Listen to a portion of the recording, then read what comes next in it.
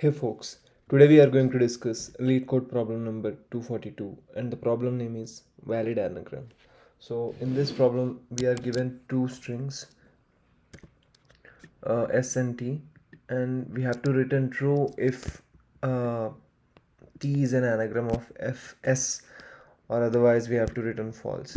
So an anagram is a word which is formed by same number of characters same number of times.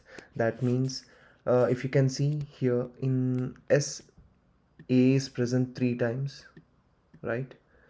And even in T, A is present 3 times, right? And M is present 1 time. Let me change the color. M is present 1 time, and here also M is present 1 time, and N is present 1 time, and here also N is present 1 time, right? Similarly, G and R also present 1 time here, and here also G and R are present 1 times. So same number of characters and same number of times they are being repeated, but they are forming completely different word. So then these two words are called as anagrams. In our case, S and T are anagrams, right? So that's why we are returning true. So this is what we have to do. Given S and T as our words, we have to return if both of them are anagrams or not. So my idea for this solution would be to take dictionary of character and number of times it is present in it. So what I mean is, like, let me write the code for you so that, like, it makes clear.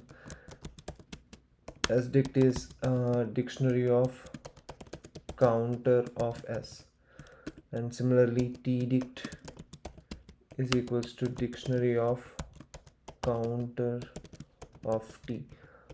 So counter is an inbuilt function which converts a given string and which takes a given string, and it will result how many number of times each of these characters are present. For example, uh, if our S is anagram, my counter of S would return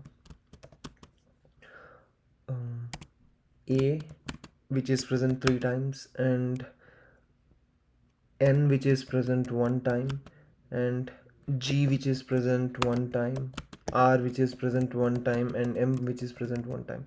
So it will return a list of these values. So using this, we are converting the entire counter, the data that we are getting from counter, into a dictionary. So that's what we are doing. So this is what our dictionary of counter of S would look like. Similarly, our dictionary of counter of T will also look like this. So if both these dictionaries are same, that means, like, if A is present 3 times in both S dict and T dict, and N is present and with 1 as its value in both S and T dict, and similarly so on and so forth. If that's the case, we'll return true. So I'll return true, otherwise I'll return false. So that's it for this algorithm, guys. So let me give it a try run. Yes, it's working.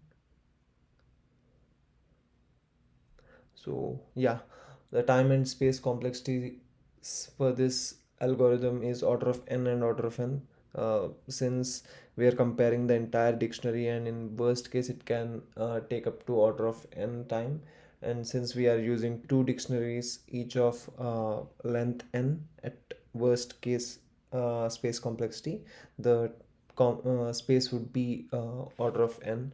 So that's it for the day, guys. If you really like this video, please like, comment, and subscribe to my channel. That would keep me motivating to make more such videos. Thank you.